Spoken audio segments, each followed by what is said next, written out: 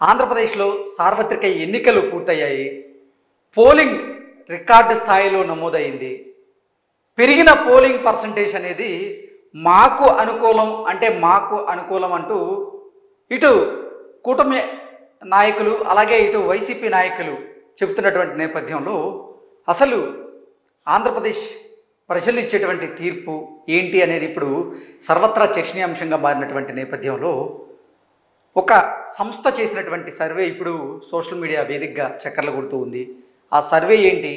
ఆ సర్వే ప్రకారంగా ఆంధ్రప్రదేశ్లో ఏర్పడబోయేటువంటి ప్రభుత్వం ఏది, ఏ పార్టీకి ఎన్ని స్థానాలు వచ్చే అవకాశం ఉంది, ఏ పార్టీ అధికారంలోకి రాబోతుంది అనేది కనుక మనం ఒకసారి చూసేటువంటి ప్రయత్నం చేస్తే, ఈయన ట్వీట్ ప్రకారంగా నమస్తే తెలంగాణ మాజీ జర్నలిస్ట్గా పనిచేసినటువంటి కట్టా శేఖర్ గారు పర్సనల్గా డిఎం చేసి చెప్పారు. మేము చేసినటువంటి సర్వే ఏదైతే ఉందో దాన్ని కట్టా శేఖర్ రెడ్డి గారు ఆయన లైక్ చేశారు అంటూ కూడా చంద్రసామ గారు చెప్తూ ఉన్నారు. అసలు వీళ్ళు సర్వే ఏంటనేది ఒకసారి కనుక చూసుకున్నట్లయితే, ఈ చంద్రసామ అనేటువంటి వ్యక్తి కట్టా శేఖర్ రెడ్డి గారితో చేసినటువంటి ఈ టెక్స్ట్ ఏదైతే ఉందో అది కూడా స్క్రీన్ షాట్ తీసి మనకు పంపించారు. As per my source and understanding it's TDP alliance winning అంటూ కట్టా శేఖర్ రెడ్డి గారు చెప్పినట్లుగా, దానికి సామా సర్వీస్ కూడా thank you sir, our sources says that Jagan is going to get max 40 to 46 as per Eenadu sources sir అంటూ వాళ్ళు పెట్టినట్లుగా కూడా ఒక మెసేజ్ అయితే పెడుతున్నారు. దీంతో పాటుగా సామా సర్వేస్ అనేది ఏం చెప్తున్నాయి అనేది ఒకసారి కనుక మనం చూసేటువంటి ప్రయత్నం చేస్తే, ఆంధ్రప్రదేశ్లో ఉన్నటువంటి 175 అసెంబ్లీ నియోజకవర్గాలకు గాను రాయలసీమలో అంటే కడప, కర్నూలు, చిత్తూరు, అనంతపురం ఈ 4 జిల్లాలలో 52 అసెంబ్లీ నియోజకవర్గాలు ఉన్నాయి. ఈ 52 అసెంబ్లీ నియోజకవర్గాల్లో అసలు టీడీపీ కూటమికి ఎన్ని రాబోతున్నాయి, వైసీపీకి ఎన్ని రాబోతున్నాయి అనేది ఈ సామా సర్వీస్ ద్వారా మనం ఒకసారి చూసేటువంటి ప్రయత్నం చేస్తే,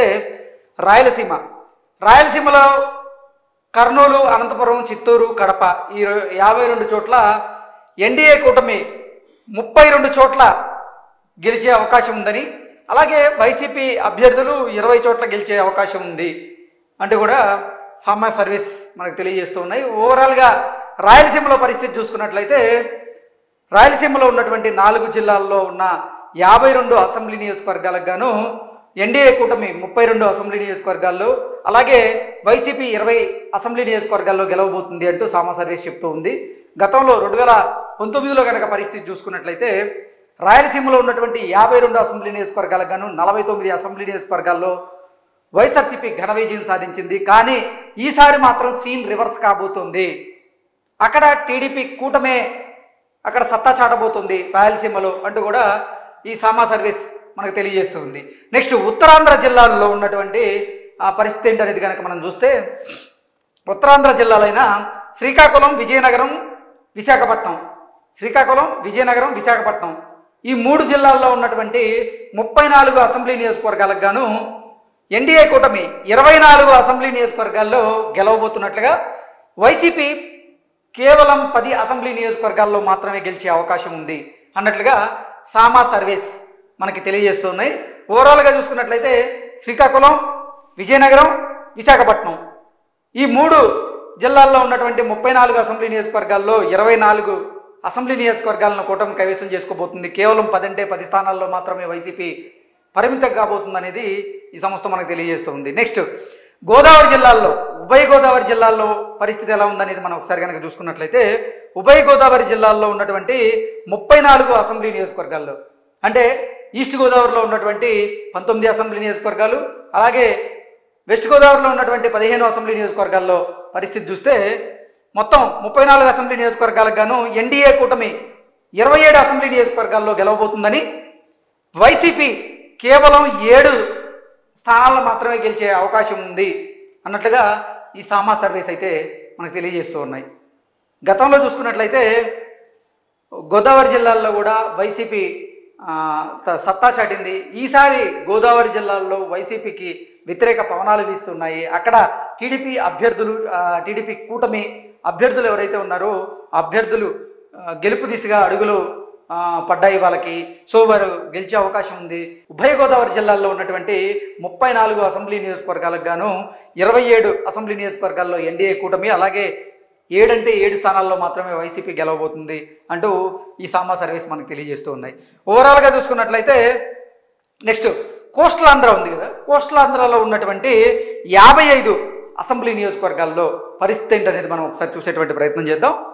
అంటే కృష్ణా, గుంటూరు, ప్రకాశం, నెల్లూరు ఈ కోస్టల్ ఆంధ్రాలో ఉన్నటువంటి పరిస్థితులు ఒకసారి కనుక మనం చూసుకున్నట్లయితే 55 అసెంబ్లీ నియోజకవర్గాలు ఉన్నాయి. 55 అసెంబ్లీ నియోజకవర్గాల్లో ఎన్డీఏ కూటమి 46 అసెంబ్లీ నియోజకవర్గాల్లో గెలవబోతుంది, సత్తా చాటబోతుంది అంటూ ఈ సామా సర్వే తెలియజేస్తూ ఉంటే, వైసీపీ 9 అంటే 9 స్థానాల్లో మాత్రమే